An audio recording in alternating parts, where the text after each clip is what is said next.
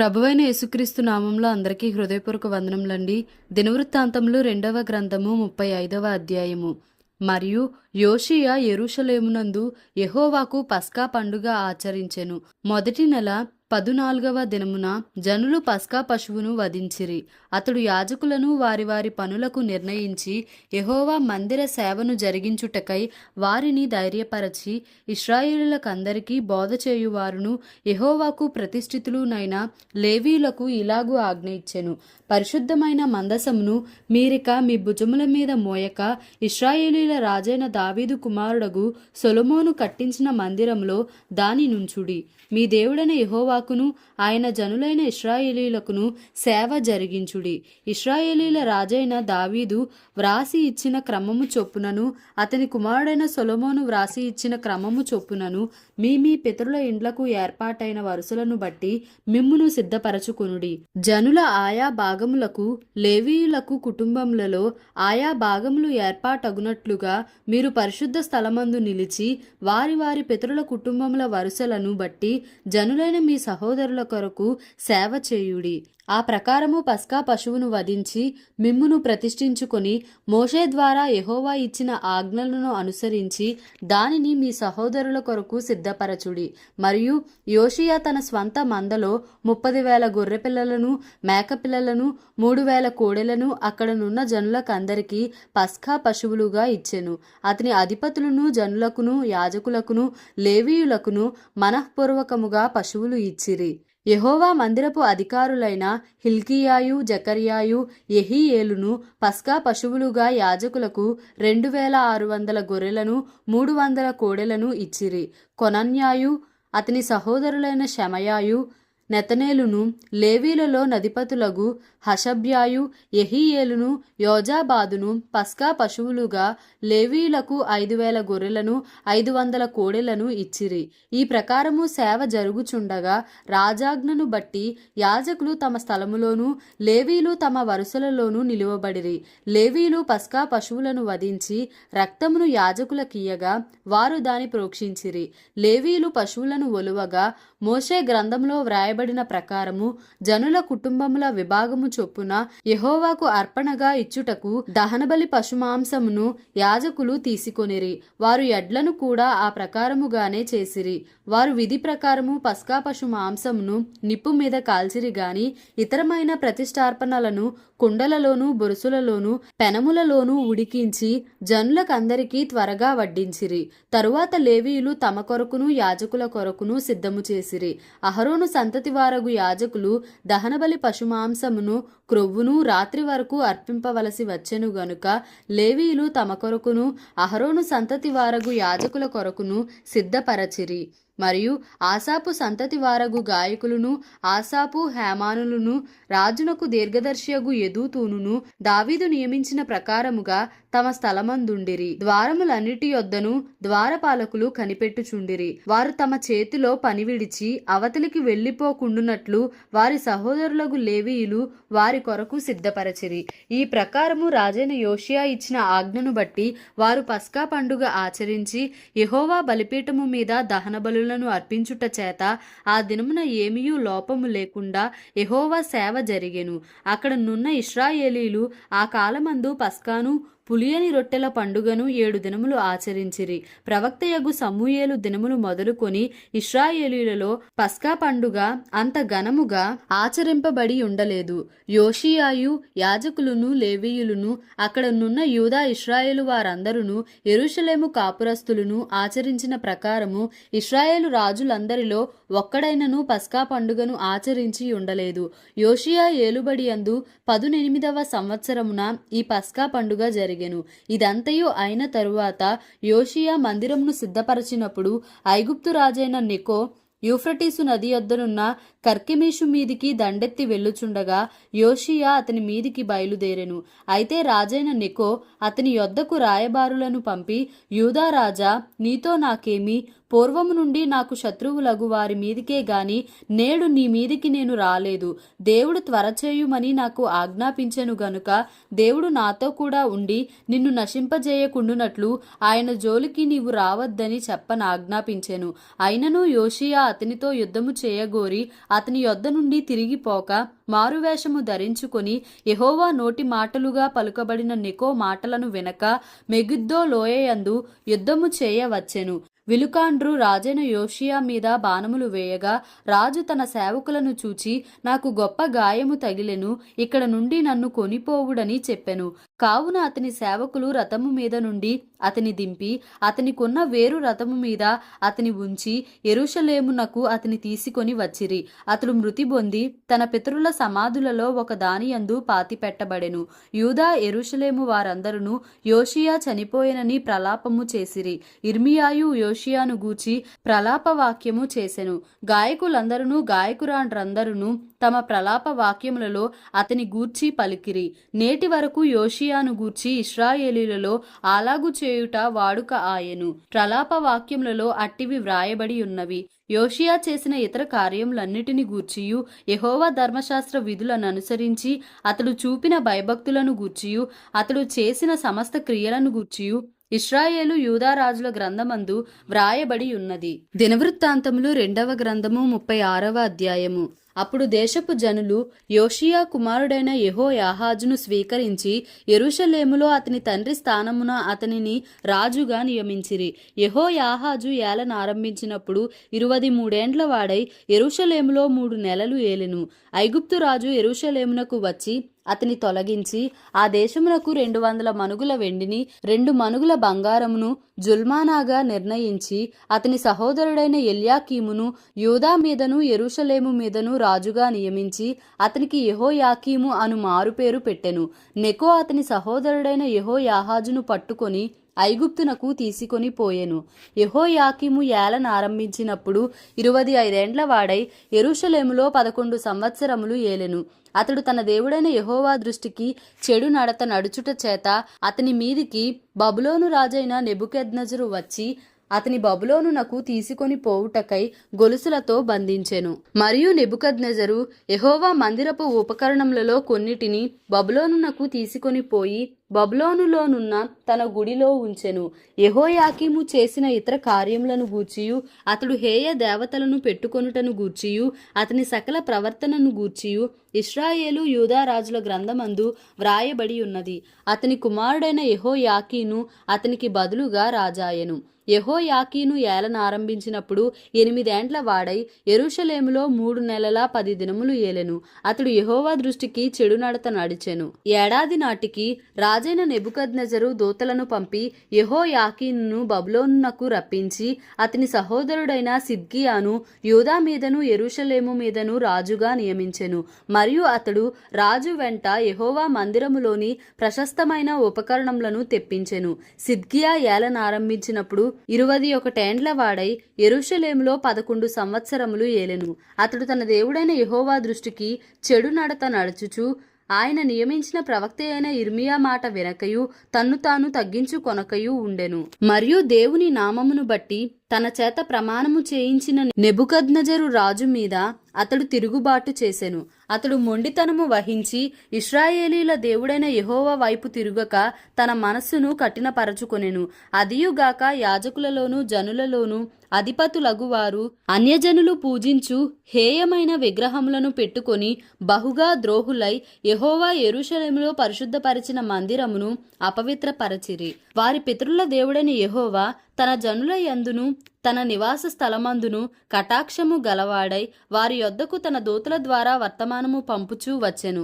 ఆయన పెందలకడ లేచి పంపుచూ వచ్చినను వారు దేవుని దూతలను ఎగతాళి చేయుచు ఆయన వాక్యములను తృణీకరించుచు ఆయన ప్రవక్తలను హింసించుచూ రాగా నివారింప సఖ్యము కాకుండా యెహోవా కోపము ఆయన జనుల మీదికి వచ్చెను. ఆయన వారి మీదికి కల్దీయుల రాజును రప్పింపగా అతడు వారికి పరిశుద్ధ స్థలముగానున్న మందిరములోనే వారి యవనులను ఖడ్గము చేత సంహరించెను. అతడు యవనుల యందైనను యువతుల యందైనను ముసలివారి యందైనను నెరసిన వెండ్రుకలు గల వారి యందైనను కనికరింపలేదు. దేవుడు వారినందరినీ అతని చేతికి అప్పగించెను. మరియు బబులోను రాజు పెద్దవేమి చిన్నవేమి దేవుని మందిరపు ఉపకరణములన్నిటినీ, యెహోవా మందిరపు నిధులలోనిదేమి, రాజు నిధులలోనిదేమి, అధిపతుల నిధులలోనిదేమి దొరికిన ద్రవ్యమంతయు బబులోనునకు తీసుకొని పోయెను.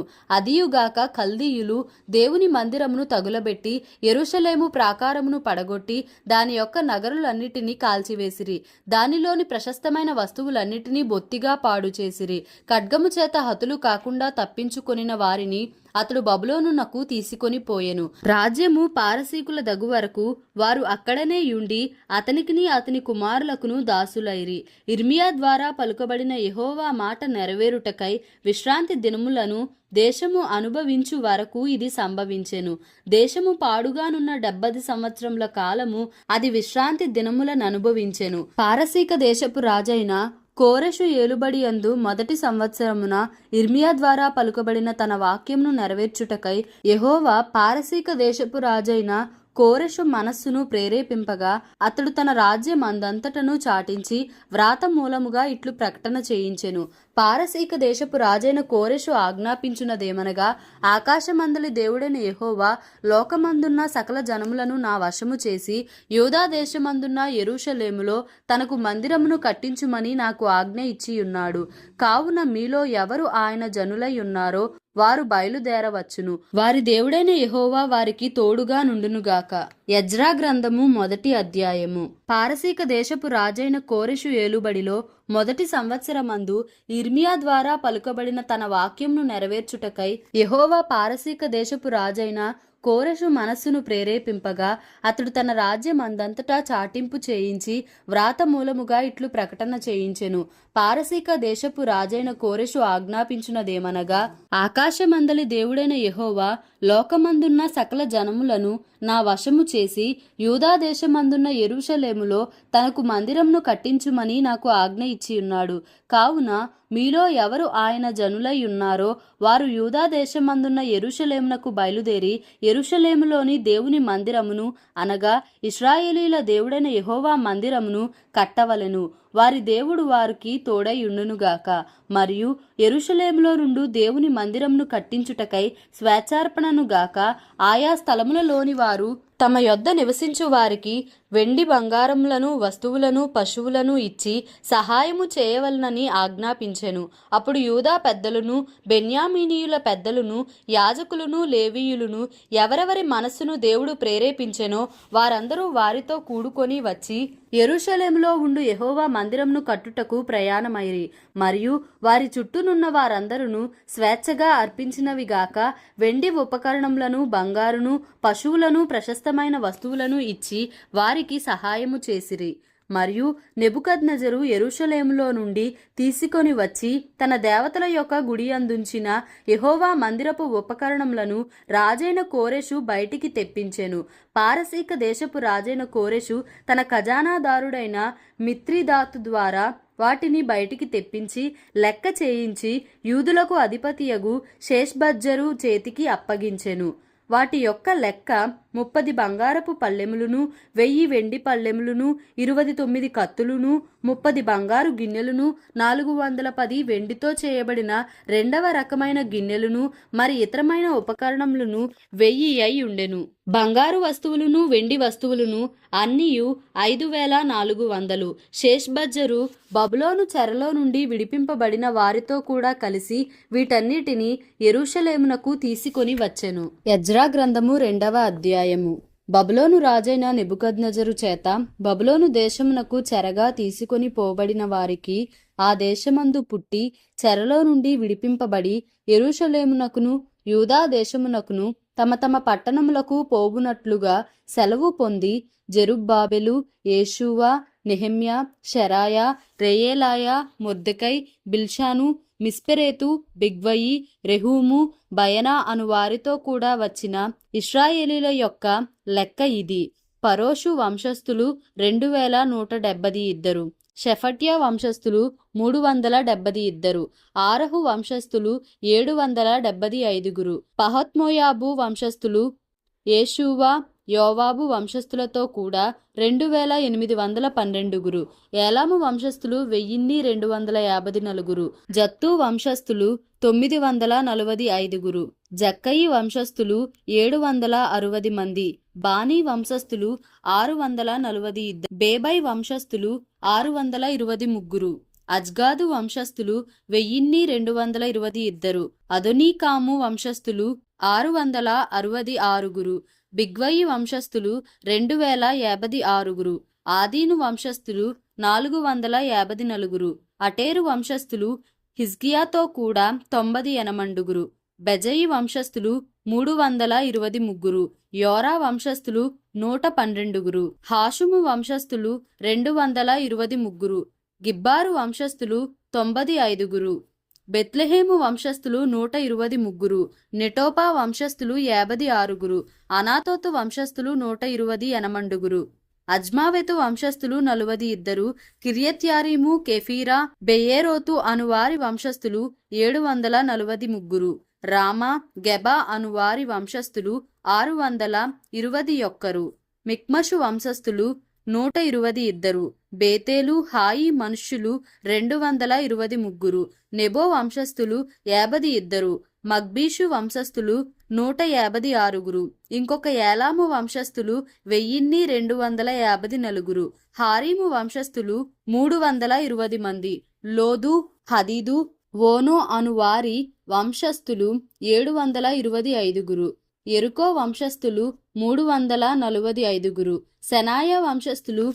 3630 మంది, యాజకులలో యేషూవా ఇంటివారైన యదాయా వంశస్థులు 973, ఇమ్మేరు వంశస్థులు 1052, పషూరు వంశస్థులు 1247, హారీము వంశస్థులు 1017, లేవీలలో యేషువా, కద్మియేలు, హోదవ్య అనువారి వంశస్థులు కలిసి 74, గాయకులలో ఆసాపు వంశస్థులు 120, ద్వారపాలకులలో షల్లూము, అటేరు, టల్మోను, అక్కూబు, హటీటా, షోబయి అను వారందరి వంశస్థులు 139, నెతనీయులలో జీహా వంశస్థులు, హషూపా వంశస్థులు, టబ్బాయోతు వంశస్థులు, కేరోసు వంశస్థులు, షియహా వంశస్థులు, పాదోను వంశస్థులు, లెబానా వంశస్థులు, హగాబా వంశస్థులు, అక్కూబు వంశస్థులు, హాగాబు వంశస్థులు, షల్మయి వంశస్థులు, హానాను వంశస్థులు,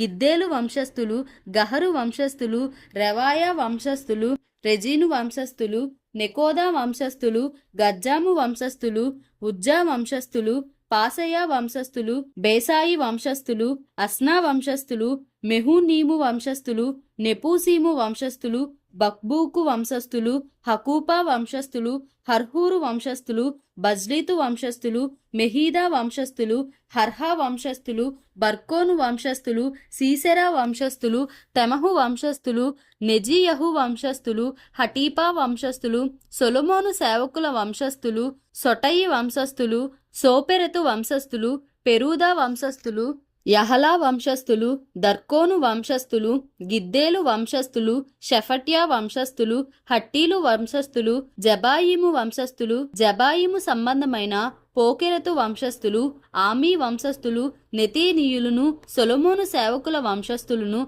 అందరూ కలిసి 392, మరియు తేల్మెలహు, తేల్హర్ష, కెరూబు, అద్దాను, ఇమ్మేరు అను స్థలములలో నుండి కొందరు వచ్చిరి. అయితే వీరు తమ పితరుల యొక్క ఇంటినైనను వంశావళినైనను చూపింపలేకపోయినందున వారు ఇశ్రాయేలీలో కారో తెలియకపోయెను. వారు ఎవరనగా దెలాయా వంశస్థులు, టోబియా వంశస్థులు, నెకోదా వంశస్థులు, వీరు 652, మరియు యాజకులలో హబాయా వంశస్థులు, హాక్కోజు వంశస్థులు, గిలాదీయుడైన బర్జిల్లయి యొక్క కుమార్తెలలో ఒకతెను పెండ్లి చేసుకొని వారి పేళ్లను బట్టి బర్జిల్లయి అని పిలువబడిన వాని వంశస్థులు. వీరు వంశావళి లెక్కలో తమ తమ పేరులను వెదకినప్పుడు అవి కనబడకపోయినందున యాజక ధర్మములో నుండి ప్రత్యేకింపబడి అపవిత్రులుగా ఎంచబడిరి. మరియు పారసీకుల అధికారి ఊరీమును తుమ్మీమును ధరించుకొనగల ఈ యొక్క యాజకుడు ఏర్పడు వరకు మీరు ప్రతిష్ఠితమైన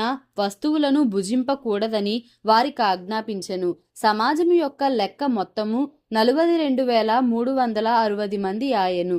వీరుగాక వీరి దాసులను దాసురాండ్రును 7,337 మరియు వారిలో గాయకులను గాయకురాండ్రును 200 మంది యుండిరి. వారి గుర్రములు 736, వారి కంచర గాడిదలు 245, వారి ఒంటెలు 435, గాడిదలు 6,720 ఉండెను. కుటుంబ ప్రధానులు కొందరు యెరూషలేములో నుండి యెహోవా మందిరమునకు వచ్చి దేవుని మందిరమును దాని స్థలములో నిలుపుటకు కానుకలను స్వేచ్ఛార్పణములుగా అర్పించిరి. పని నెరవేర్చుటకు తమ శక్తి కొలది ఖజానాకు 16,300 తులముల బంగారమును 2,50,000 తులముల వెండిని యాజకుల కొరకు 100 వస్త్రములను ఇచ్చిరి. యాజకులను లేవీయులను జనులలో కొందరును గాయకులను ద్వారపాలకులను నెతీనీయులను తమ పట్టణములకు వచ్చి కాపురము చేసిరి. మరియు ఇశ్రాయేలీయులందరూ తమ తమ పట్టణముల యందు కాపురము చేసిరి. ఎజ్రా గ్రంథము 3వ అధ్యాయము. 7వ నెలలో ఇశ్రాయేలీలు తమ తమ పట్టణములకు వచ్చిన తరువాత జనులు ఏకమనస్సు కలిగిన వారై యెరూషలేములో కూడి యోజాదాకు కుమారుడైన యేషూవయును యాజకులైన అతని సంబంధులను షయల్తీయేలు కుమారుడైన జెరుబ్బాబెలును అతని సంబంధులను లేచి దైవజనుడైన మోషే నియమించిన ధర్మశాస్త్రమునందు వ్రాయబడిన ప్రకారముగా దహనబలులు అర్పించుటకై ఇశ్రాయేలీల దేవుని బలిపీఠమును కట్టిరి. వారు దేశమందు కాపురస్తులైన వారికి భయపడుచు ఆ బలిపీఠమును దాని పురాతన స్థలమున నిలిపి దాని మీద ఉదయమునను అస్తమయమునను యెహోవాకు దహనబలులు అర్పించుచూ వచ్చిరి. మరియు గ్రంథమును బట్టి వారు పర్ణశాలల పండుగను నడిపించి ఏ దినమునకు నియమింపబడిన లెక్క చొప్పున ఆ దినపు దహనబలిని విధి చొప్పున అర్పింపసాగిరి. తరువాత నిత్యమైన దహనబలిని అమావాస్యలకును యెహోవా యొక్క నియామకమైన పండుగలకును ప్రతిష్ఠితమైన దహనబలులను ఒక్కొక్కడు తెచ్చిన స్వేచ్ఛార్పణలను అర్పించుచూ వచ్చిరి. 7వ నెల మొదటి దినము నుండి యెహోవాకు దహనబలులు అర్పింప మొదలు పెట్టిరి. అయితే యెహోవా మందిరము యొక్క పునాది అప్పటికి ఇంకనూ వేయబడలేదు. మరియు వారు కాసేవారికిని వడ్రవారికిని ద్రవ్యమునిచ్చిరి. అదియుగాక పారసీక దేశపు రాజైన కోరెషు తమకు సెలవిచ్చినట్లు దేవదారు మ్రానులను లెబానోను నుండి సముద్రము మీద యొప్పే పట్టణమునకు తెప్పించుటకు సీదోనీయులకును తూరు వారికిని భోజన పదార్థములను పానమును నూనెను ఇచ్చిరి. యెరూషలేములో నుండి దేవుని యొక్క మందిరమునకు వారు వచ్చిన 2వ సంవత్సరము 2వ నెలలో షయల్తీయేలు కుమారుడైన జెరుబ్బాబెలును యోజాదాకు కుమారుడైన యేషూవయును చెరలో నుండి విడిపింపబడి యెరూషలేమునకు వచ్చిన వారందరూ పని ఆరంభించి 20 సంవత్సరములు మొదలుకొని పై ఈడుగల లేవీయులను యెహోవా మందిరం యొక్క పనికి నిర్ణయించిరి. యేషూవయు అతని కుమారులను అతని సహోదరులను కద్మీయేలును అతని కుమారులను హోదవ్య కుమారులను హేనాదాదు కుమారులను వారి కుమారులను లేవీయులైన వారి బంధువులను దేవుని మందిరములో పనివారి చేత పని చేయించుటకు నియమింపబడిరి. శిల్పకారులు యెహోవా మందిరము యొక్క పునాదిని వేయుచుండగా ఇశ్రాయేలు రాజైన దావీదు నిర్ణయించిన విధి చొప్పున తమ వస్త్రములు ధరించుకొనిన వారై యాజకులు బాకాలతోనూ ఆసాపు వంశస్థులగు లేవీయులు చేయి తాళములతోనూ నిలువబడి యెహోవాను స్తోత్రము చేసిరి. వీరి వంతు చొప్పున కూడి యెహోవా దయాళుడు యెహోవా దయాళుడు ఇశ్రాయేలుల విషయమై ఆయన కృప నిరంతరము నిలుచునని పాడుచు యెహోవాను స్తుతించిరి. మరియు యెహోవా మందిరము యొక్క పునాది వేయబడుట చూచి జనులందరూ గొప్ప శబ్దముతో యెహోవాకు స్తోత్రము చేసిరి. మునుపటి మందిరమును చూచిన యాజకులలోను లేవీయులలోను కుటుంబ ప్రధానులలోను వృద్ధులైన అనేకులు ఇప్పుడు వేయబడిన ఈ మందిరము యొక్క పునాదిని చూచి గొప్ప శబ్దముతో ఏడ్చిరి. అయితే మరి అనేకులు సంతోషము చేత బహుగా అరచిరి. ఏది సంతోష శబ్దమో ఏది దుఃఖ శబ్దమో జనులు తెలిసి కొనలేకపోయిరి. జనులు గొప్ప ధ్వని చేసినందున ఆ శబ్దము బహు దూరము వినబడెను. దేవుడి పరిశుద్ధ వాక్యంను మన వినికిడిలో దీవించి ఆశీర్వదించునుగాక. Amen. Please like, share and subscribe for more videos.